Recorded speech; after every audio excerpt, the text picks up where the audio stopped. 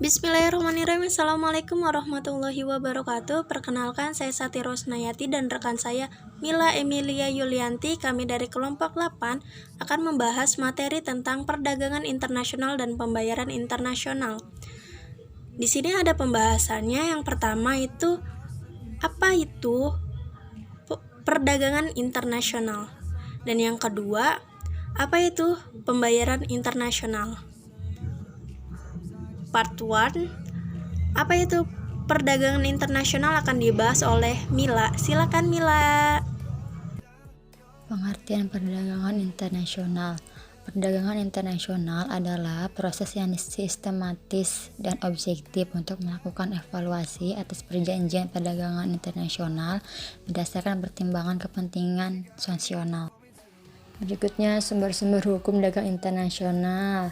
Yang pertama, Convention on International Sales of Goods. Terus Convention on the Law Applicable to Agency, Convention on the Law Applicable of International Sales of Goods, International Convention on Travel Contracts, Convention relating to a uniform law on the international sales of goods. Terus Convention on the Law Applicable to International Sales of Goods, Convention for the Unification of Certain Rules for International Carriage by Air Montreal, and Convention on the Use of a Communication in International Contract. So, Convention on the International Interest in Mobile Equipment. So, and Convention on the Carriage of Goods by Sea, the Humber Rules. So, and Convention on contract for the international carriage of goods wholly or partly by sea. Perbedaan perdagangan dalam negeri dan perdagangan internasional. Yang pertama ada jangkauan wilayah. Jangkauan wilayah, perdagangan di dalam negeri hanya jangkauan satu wilayah negara saja, sedangkan di perdagangan internasional menjangkau beberapa wilayah negara. Yang kedua ada biaya angkutan. Perdagangan di dalam negeri, biaya angkutnya lebih murah karena jangkauan wilayahnya hanya nasional, sedangkan di internasional biaya angkutnya lebih mahal karena berbagai macam peraturan perdagangan internasional dan jangkauan wilayahnya sangat luas. Terus yang ketiga, cara pembayaran. Cara pembayaran di dalam negeri menggunakan satu macam mata uang, sedangkan di internasional menggunakan berbagai macam mata uang atau valuta asing. Yang keempat, tatap muka penjual dan pembeli. Perdagangan di dalam negeri mudah melakukan tatap muka penjual dan pembeli, sedangkan perdagangan internasional lebih sulit melakukan tatap muka pada penjual dan pembeli. Sistem distribusi dalam negeri menggunakan sistem distribusi langsung, sedangkan di internasional menggunakan sistem distribusi tidak langsung. Tingkat persaingan perdagangan di dalam negeri, tingkat persaingannya kurang ketat karena hanya bersaing dengan produsen dalam negeri saja, sedangkan di internasional bersaing lebih ketat karena harus bersaing dengan banyak produsen berkelas internasional. Dan terakhir ada peraturan yang berlaku. Di dalam negeri menggunakan satu aturan dalam negeri sendiri, sedangkan di internasional menggunakan aturan berbagai negara yang terlibat. Selanjutnya faktor-faktor penyebab timbulnya perdagangan internasional dengan adanya perbedaan antar dalam negeri. Yang pertama ada iklim dan kesuburan tanah. Yang kedua perbedaan harga barang. Yang ketiga penguasaan iptek. Keempat perbedaan hasil produksi. Yang kelima perbedaan harga barang. Yang keenam perbedaan produktivitas negara. Selanjutnya faktor penyebab timbulnya perdagangan internasional dengan adanya ketergantungan antar negara dalam perekonomian dunia. Yang pertama ada kebutuhan semakin bertambah. Yang kedua adanya spesialisasi yang bersifat internasional. Yang ketiga semakin berkembangnya kegiatan perusahaan multinasional. Manfaat perdagangan internasional. Pertama, menciptakan efisiensi dan spesialisasi. Yang kedua, memungkinkan konsumsi yang lebih luas bagi penduduk. Ketiga, mendorong semangat berprestasi dan bersaing. Keempat, kerjasama dan persahabatan antar negara. Kelima, sumber pemasukan kas negara. Selanjutnya, kita bahas materi tentang faktor penghambat terjadinya perdagangan internasional. 1. Kebijakan ekonomi internasional yang dilakukan oleh pemerintah, misalnya pembatasan jumlah impor, pungutan biaya ekspor atau impor yang tinggi, perjanjian yang berbelit-belit. Kedua, tidak amannya suatu negara. Ketiga, tidak stabilnya kurs mata uang asing. Hambatan perdagangan internasional. Pertama, perbedaan mata uang antar negara. Kedua, kualitas sumber daya yang rendah. Ketiga, pembayaran antar negara sulit dan resikonya besar. Keempat, adanya kebijakan impor dari suatu negara. Kelima, terjadinya perang. Keenam, adanya organisasi-organisasi ekonomi regional. Selanjutnya ada dampak positif dari perdagangan internasional. Yang pertama, mempererat persahabatan antar bangsa. Kedua, menambah kemakmuran negara. Ketiga, sumber pemasukan kas negara. Keempat, menciptakan efisiensi dan spesialisasi. Kelima, menambah kesempatan kerja. Keenam, mendorong kemajuan ilmu pengetahuan teknologi.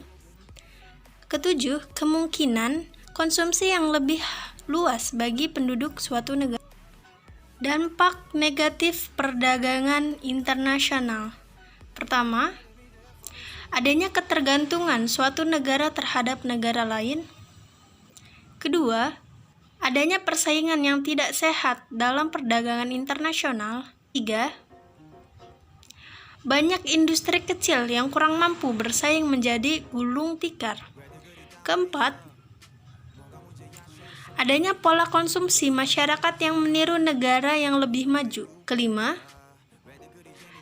terjadinya kekurangan tabungan masyarakat untuk berinvestasi. Ini terjadi karena masyarakat menjadi konsumtif.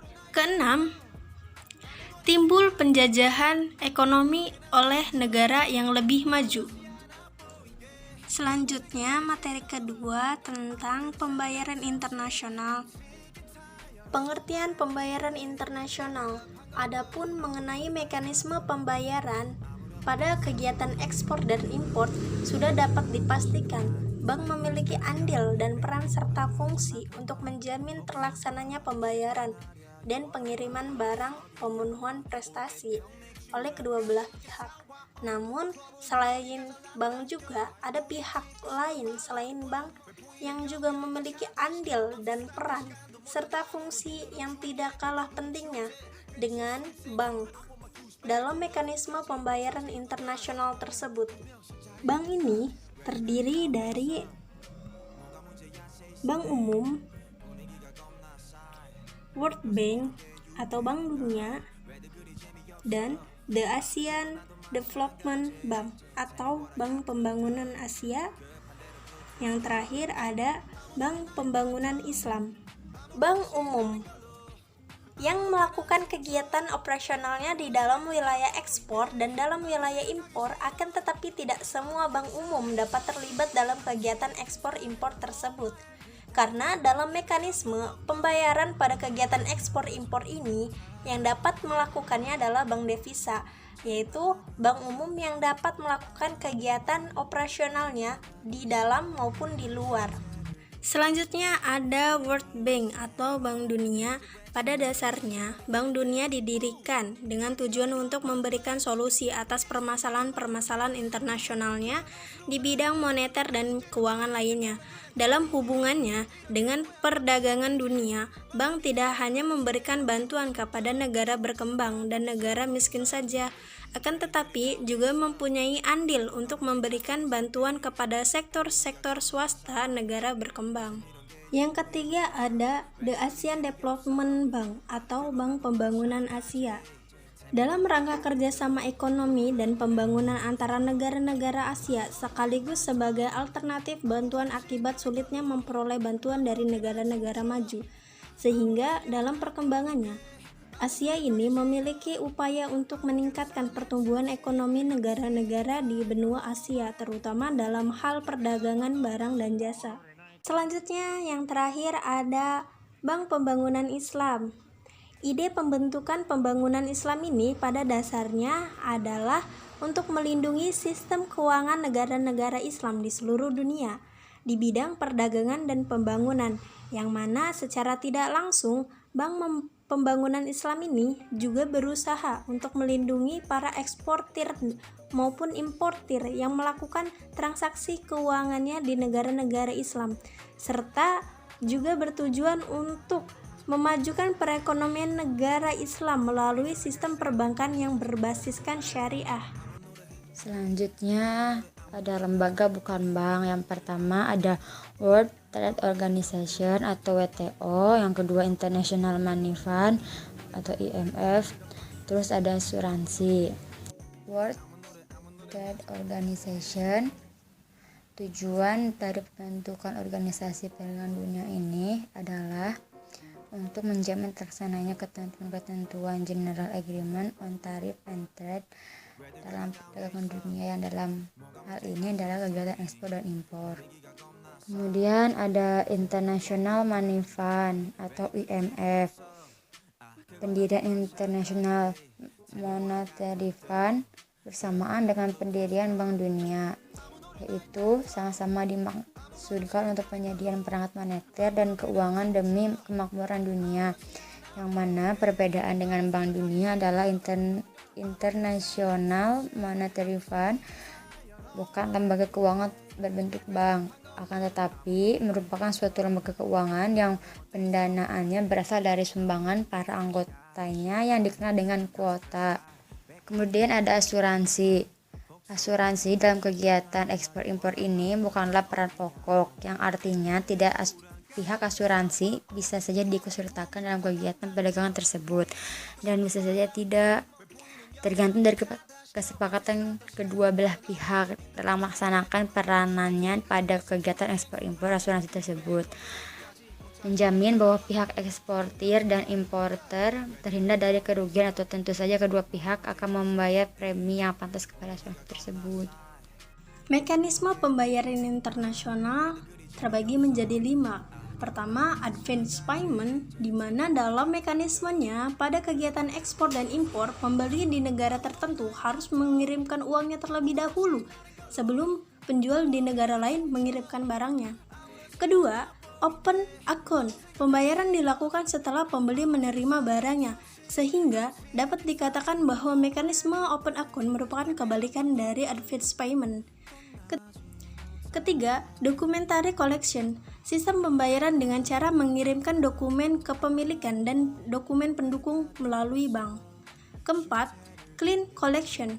Mekanisme ini sama dengan documentary collection, hanya saja pembayaran didasarkan pada adanya dokumen financing saja, yaitu draft, tanpa disertai dengan dokumen komersial, yaitu bill of lading, invoice, packing list, dan lain sebagainya. Yang kelima, letter of credit, mekanisme pembayaran yang memberikan keuntungan bagi kedua belah pihak. Sistem pembayaran dilakukan dengan pemberian jaminan tertulis dari bank penerbit atas perintah nasabah untuk melakukan pembayaran ke beneficiary, menyerahkan dokumen sesuai dengan persyaratan letter of credit. Karena materi kali ini sudah selesai, kami bawakan, kurang lebihnya mohon maaf. Saya Sati Rosnayati dan rekan saya Mila Emilia Yulianti pamit undur diri. Wassalamualaikum warahmatullahi wabarakatuh. Terima kasih kepada teman-teman dan kawan-kawan yang sudah menonton video ini.